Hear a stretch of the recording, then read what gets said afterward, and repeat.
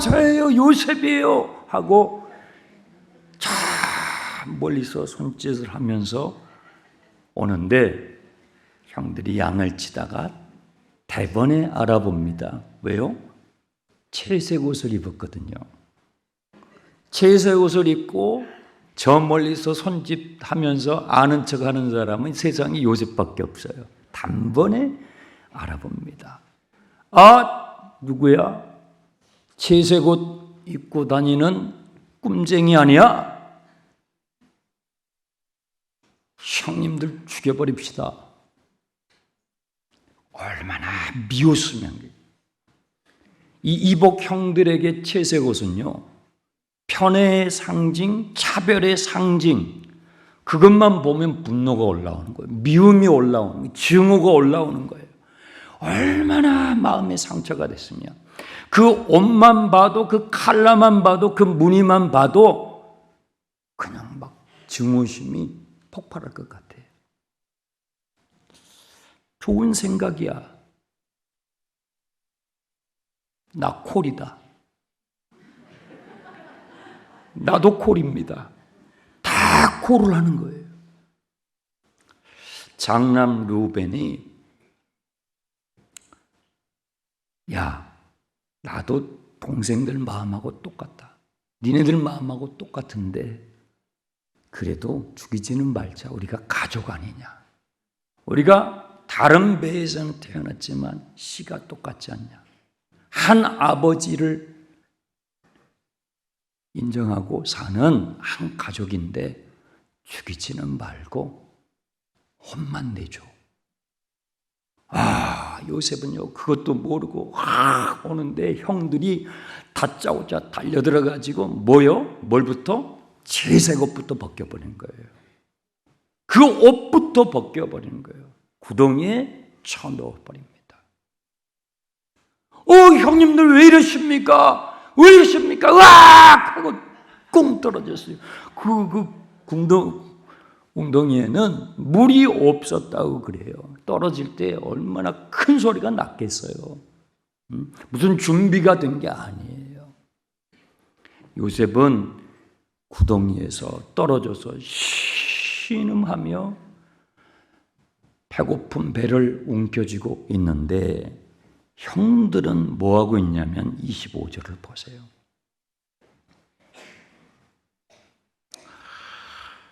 그들이 앉아 음식을 먹다가 밑에서 동생은요 신음하며 먹지 못해서 먼 길을 오면서 물도 마시지 못하며 있는데 그 동생을 밑에다 놔두고 형들은요 위에서 음식을 먹어요. 인간이 이렇게 악해요. 사람이 이렇게 악하다고요. 동생이잖아요. 가족이잖아요. 우리의 안부가 걱정이 돼서 아버지 심부름으로 그 먼 길을 세겜을 거쳐서 도당까지 왔잖아요. 아무리 미워도 그렇죠. 그런데 구덩이에 쳐놓고 자기들은요 배고프다고 먹고 있어요. 이게 타락한 인간의 모습이에요. 얼마나 잔인한지 몰라요.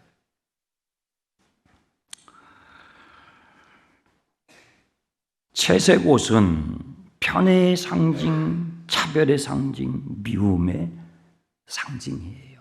음식을 먹다가 유다가, 요셉의 형이죠. 유다가 형님들, 아우들 저렇게 구덩이에서 죽게 하지 말고 팔아버립시다. 팔아버리면 돈이라도 생기지 않습니까? 은 20냥을 받고 팔아버립시다. 그래서 큰형님, 루벤 형님 목까지 각각 2냥씩 나눠서 가집시다. 제안을 하는 거예요. 들으니까 그게 더 나을 것 같아요. 구덩이에다 넣어서 죽이느니 우리가 직접 죽인 것은 아니니까 그래 돈을 받고 팔자 해서 요셉을 마침 애굽으로 내려가는 상인들 편에 노예로 팔아버려요. 채색 옷이 벗겨진 요셉은 노예가 돼서 노예의 옷을 입고 애굽으로 종으로 팔려갑니다. 여러분, 우리의 신앙생활은요, 옷을 바꿔 입는 것과 비슷해요. 성경에서는 신앙생활, 신앙의 성숙을 우리의 옷을 바꿔 입는 것으로 묘사를 하는데, 제가 오늘은 화면을 좀 사용하면서 여러분들에게 설명을 하려고 합니다. 어저께 우리가 날씨가 참 좋았어요. 남산 걷기를 했는데 많은 분들이 오셔가지고 같이 걸었습니다. 날씨도 좋았지만 또 제가 놀랬던 것은 여러분의 패션 감각이 역시 장충강교회 대단했습니다. 옷 맵시가 너무 좋으셨어요. 여러분, 인간이 언제부터 옷을 입기 시작했을까요? 인간이 언제부터 패션에 관심을 갖게 되었냐 이 말이죠. 성경은 이 부분에 대해서 이렇게 말씀합니다. 창세기 3장에 인류의 수상 아담과 하와가 하나님께서 금하신 죄를 짓고 그 죄가 인간에게 들어오면서부터 사람들은요, 옷에 관심을 갖기 시작했어요. 이에 그들의 눈이 밝아져 자기들이 벗은 줄을 알고 무화과 나무 잎으로 몰려 치마를 만들어 입었어요. 이것이 패션의 시작이에요. 가리운 거죠. 부끄러움과 수치심과 두려움을 가리우기 시작하면서 옷 입기를 하게 된 것입니다. 그런데 아담과 하와가 처음 만들었던 인간의 방법으로 고안해낸 이 옷은요, 잠깐만 우리의 부끄러움을 가리운다는 것입니다. 무화과 나무잎을 보신 적이 있습니까? 나무잎을 엮어서 치마를 만들었다면 이 무화과 나무잎은요, 조금만 지나면 시들시들 바삭바삭해져요. 잠시만 나를 가리울 수 있어요. 잠시만 나의 수치와 나의 죄를 가리워줄 수 있어요. 그래서 하나님께서 창세기 3장에 이 나뭇잎으로 자기의 부끄러움을 가리우고 있는 아담과 하와를 안타깝게 보시면서 하나님이 직접 옷을 만들어 주셔요. 여호와 하나님이 아담과 그의 아내를 위하여 어떤 옷이에요? 가죽옷을 지어서 입어주세요. 여러분, 우리가 쉽게 상상을 할 수 있어요? 가죽을 벗겨서 옷을 지어 입을 만큼 가죽을 만들어내려면 최소한 짐승 한 마리가 피 흘려 죽어야 되는데, 성경의 창세기서부터 요한계시록까지 전체적인 맥락을 봤을 때에 하나님께서 아담과 하와의 죄 대신에 짐승 한 마리를 잡으셨는데 그것은 양이었을 가능성이 매우 높습니다. 하나님께서 손수 양 한 마리의 가죽을 벗겨서 피를 흘려서 옷을 두 벌 지어서 아담과 하와에게 지어주십니다. 그건 가죽은요, 오래 갑니다. 사람의 방법, 사람이 고안해낸 우리의 죄악을 가리우려는 모든 시도들은요, 나뭇잎에 지어진 옷과 같아서 잠깐 그 순간에는 나를 감춰주는 것 같습니다. 하지만 오래가지 않습니다. 영원하신 하나님, 죄 없으신 거룩하신 하나님께서 지어주신 옷을 입어야 하는 것입니다. 이사야 선지자는요, 우리의 신앙생활을 옷으로 이와 같이 설명을 했는데, 무릇 우리는 다 부정한 자 같아서 우리의 의는 내가 저 사람보다 더 의롭고 내가 저 사람보다 더 정의롭고 내가 저 사람보다 더 정직하다는 우리의 의는 마치 뭐와 같아요? 더러운 옷과 같다라는 거예요. 하나님의 눈에 보면 인간의 의라는 것은 더러운 옷과 같아서 우리는 다 잎사귀같이 시들므로 우리의 죄악이 바람과 같이 우리를 몰아갑니다라고 가르쳐주고 있어요. 그런데 동일하게 이사야 선지자는요, 하나님께서 이러한 처지에 있는 저와 여러분을 위해서 내가 여호와로 말미암아 크게 기뻐하며 내 영혼이 나의 하나님으로 말미암아 즐거워하리니 이는 왜냐하면 그가 하나님께서 구원의 옷을 우리에게 입혀주실 것이다. 공의의 겉옷을 우리에게 덧입혀 주실 것이라고 선포하는 것입니다. 하나님께서 이 일을 이사야 당대의 이스라엘 백성들뿐만 아니라 오고 가는 모든 인류에게, 죄악으로 타락한 인류에게 이 일을 행하실 것이라고 말씀하고 있습니다. 신약 성경으로 와서요, 예수님께서는 구원받은 하나님의 자녀들이 모이는 천국의 모습을 여러 가지 이야기로, 비유로 설명을 하시는데, 마태복음 22장에서 하나님 나라의 구원받은 자들의 그 잔치의 모습을 보여주는데, 임금이, 하나님이시죠, 임금이 그 잔치에 초대를 받은 손님들을 보러 들어올 때 거기서 예복을 입지 않은 한 사람을 보고, 예복, 옷을 그 잔치에 맞게 입지 않은 더러운 옷, 누추한 옷, 아니면 벌거벗은 채로 온 한 사람을 보고 이르기를, 친구여 어찌하여 예복을 입지 않고 여기 왔느냐라고 하면서 잔치에서 추방시키는 이 얘기를 해주셔요. 바울이라는 사람은요, 교회를 핍박하고 예수 믿는 사람들을 박해했던 사람입니다. 그런데 이 바울이라는 사람이 다메섹으로 가는 길가에서 부활하신 예수님을 만나면서 삶에 완전히 변화가 돼요. 사도가 되죠. 교회를 개척하고 복음을 증거하는 사도가 되는데, 이 바울 사도는 이런 말씀을 남겼습니다. 또한 너희가 이 시기를 알거니와 자다가 깰 때가 벌써 되었으니 이는 이제 우리의 구원이 처음 믿을 때보다 가까이 온다. 처음 믿을 때보다 주님이 오시는 재림의 때가 가까이 오고 있으니, 보세요, 밤이 깊고 낮이 가까워. 지금은요, 깊은 밤이에요. 죄악의 밤이 너무나 깊은 시대로 우리는 살아가고 있어요. 이 마지막 때를 살아가고 있는 우리에게, 그러므로 어둠의 일을 벗는다는 표현을 씁니다. 벗고 어떤 옷이요? 빛의 옷을 입자라고 우리에게 권면합니다.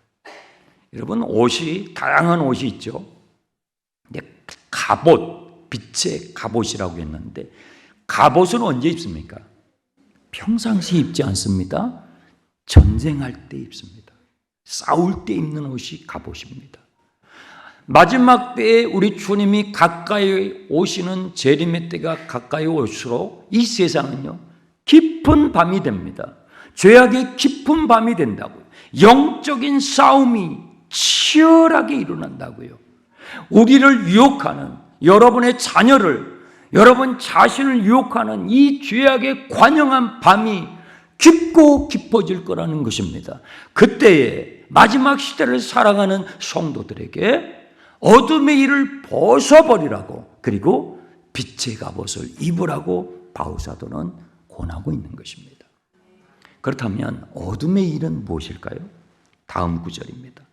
낮에와 같이 단정히 행하고 방탕하거나 술 취하지 말며 음란하거나 호색하지 말며 다투거나 시기하지 말라. 이것이 어둠의 일입니다.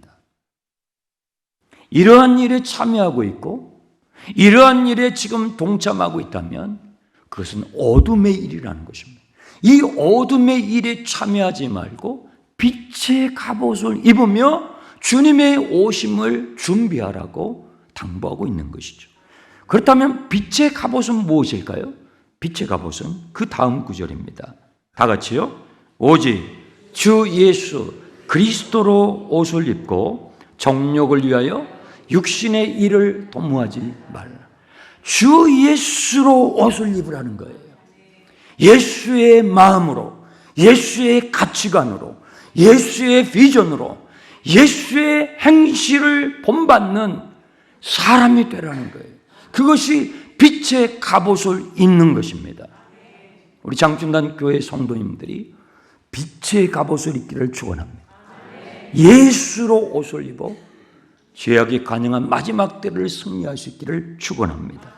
이 로마서 13장의 이 말씀으로 교회사에 아주 유명한 분들이 회심을 하고 주님을 위해서 위대한 삶을 산 인물들이 많이 나왔는데요. 그 대표적인 인물 한 분을 소개할게요. 로마 13장 이 구절로 인해서 방탕한 인생을 살다가 정말 성자처럼 바뀌어서 산 하나님의 사람이 있어요. 어거스틴입니다. 이름은 들어보셨을 거예요. 어거스틴이라는 이분은 탕자였어요. 젊었을 때 이미 사창가에 가서 사생활을 나왔어요. 그런데 이 어거스틴은 어머니가 기도의 어머니예요. 이 자식을 포기하지 않고 탕자가 되어 있는 이 자식을 주님 앞에 나아가서 주님 불쌍히 여겨달라고, 내 아들을, 내 자식을 돌이켜달라고 눈물로 기도했는데요. 자, 하나님의 역사는 신기해요. 이 어거스틴이 방금 우리가 읽었던 어둠의 일을 벗어버리고 빛의 갑옷을 입으라고 하는 이 로마서의 말씀을 들으면서 마음의 변화가 일어나고 회심하여 교회 역사상 위대한 주님의 사람으로 쓰임받았습니다. 저는 여러분의 가정에도 그런 일이 일어나길 축복합니다. 성경책 맨 마지막 책이 요한계시록인데요. 요한계시록에도 우리의 신앙의 정도를 옷을 입는 것으로 설명하는 구절들이 많습니다. 요한계시록 3장에 4대 교회가 나오는데 7교회 중 4대 교회에 그 옷을 더럽히지 않은 몇 명이 있었습니다. 이 4대 교회에 출석하는 신자들이, 교인들이 몇 명이었는지는 모르겠지만 그 성도들 가운데서 신앙의 옷을 더럽히지 않고 주님이 오심을 진실하게 진정성을 가지고 신앙생활하는 몇 사람이 있었다라고 요한은 우리에게 증언하고 있죠. 요한계시록 7장에는 이런 말씀이 있어요. 이 일 후에 각 나라와 이스라엘뿐만 아니라 전 세계에 흩어져 있는 각 나라와 족속과 백성과 방언에서 수많은 언어를 사용하는 사람들 가운데서 아무도 셀 수 없을 만큼 큰 무리의 사람들이 어떤 옷이에요? 흰 옷을 입고 손에 종려나무 가지를 들고 보좌 위에 앉으신 하나님과 어린 양 예수 그리스도 앞에 서서 큰 소리로 찬송하는 장면을 요한 사도가 보게 된 것입니다. 그 찬양의 가사는요, 이와 같습니다. 그들이 큰 소리를 외쳐 이르기를, 찬양을 하는데 구원하심이 보좌에 앉으신 우리 하나님과 어린 양 예수 그리스도께 있도다 하고 찬양을 막, 천국에 있는 그 구원받은 성도들이 막 찬양을 하는데 어마어마한 그 찬양 소리에 요한이 놀란 것입니다. 그래서 이런 질문을 했어요. 장로 중 하나가 응답하여 나에게 이르기를, 이 흰옷을 입은 사람들이 누구냐 이 말이에요. 이들이 도대체 어디서 나온 사람이길래 각국에서 각 방언을 쓰는 셀 수 없는 무리들이 이렇게 찬양을 하고 있느냐라고 묻는 것입니다. 그때 그가 나에게 이르되, 이는 큰 환난에서 나오는 사람들인데, 잘 보세요. 어린 양의 피에 그 옷이 씻겨져 흰 옷을 입은, 여러분, 여러분의 죄는, 여러분 마음속에 있는 죄, 여러분의 내면의 무의식 가운데 있는 죄는요, 1급수 물로 매일매일 샤워를 해도 씻겨지지 않아요. 제일 좋은 물과 비누와 샴푸를 사용해서 매일 여러분 몸을 씻어도 여러분의 죄는 씻겨지지 않아요.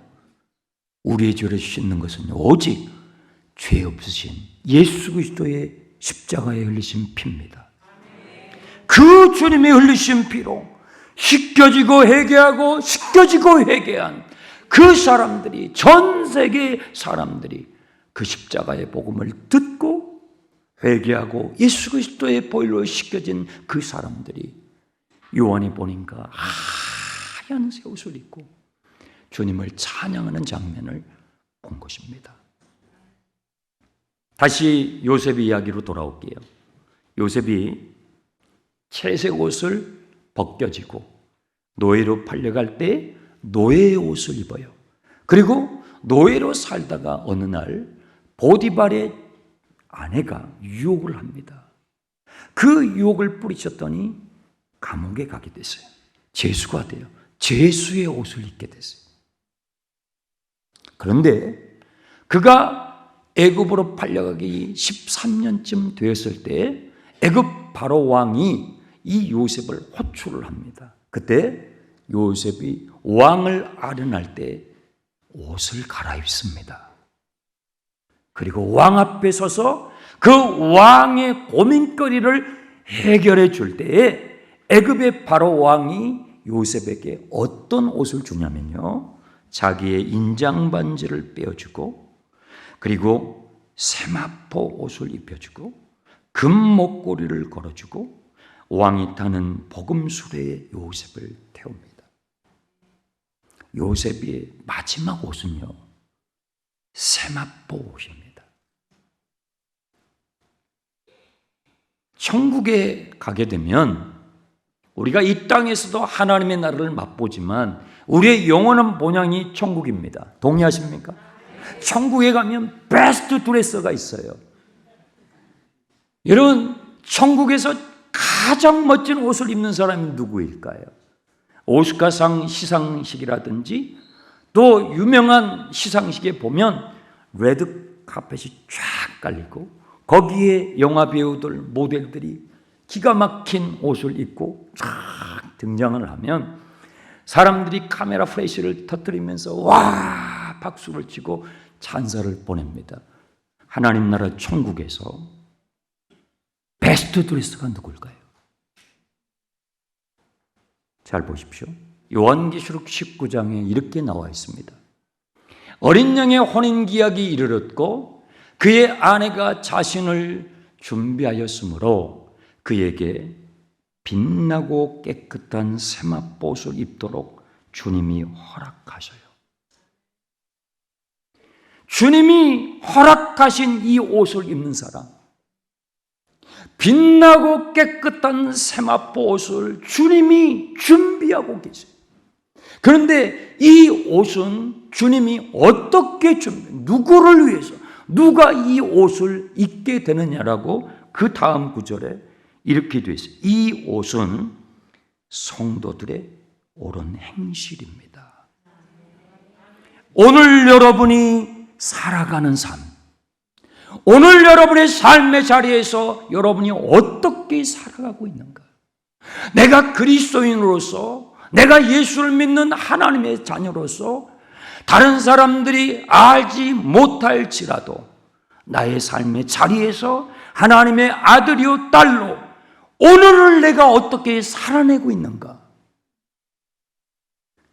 그 오늘이, 오늘 하루하루가 여러분이 하나님의 나라에서 여러분이 입을 옷을 주님이 지어가시는 것이라는, 바로 그것이 오늘의 의미라는, 그것이 바로 오늘 하루하루를 주시는 그 의미라는 사실을 여러분 기억하시기 바랍니다. 요셉은요, 노예의 옷을 입고 끌려갑니다. 죄수의 억울한 죄목을 지고 죄수의 옷을 입고 또 지하 감옥에 떨어집니다. 그는요, 오늘을 어떻게 살았습니까? 원망하며, 하나님께 원망하며? 아니요. 하나님이 주셨던 꿈을 가지고 하나님의 말씀을 붙잡고 그는 오늘을 살아냅니다. 그랬더니 왕 앞에 나아갔을 때 빛나는 세마포를 입게 되는 것입니다. 바라기는 우리 장충단의 모든 성도 한 분 한 분들이 이 아름다운 옷의 주인공이 되길 주님의 이름으로 축복합니다. 기도하겠습니다. 하나님 아버지, 오늘의 의미를 알게 주옵소서. 이 세상에서 더 멋진 옷, 더 비싼 옷을 입기 위해서 고민하며 노력하기보다는 주님 앞에 갔을 때, 주님 앞에 섰을 때 주께서 지어주시는, 손수 지어주신 빛나는 세마포로 입고 설 수 있는 우리 모두가 되게 축복해 주옵소서. 예수님의 이름으로 기도합나이다.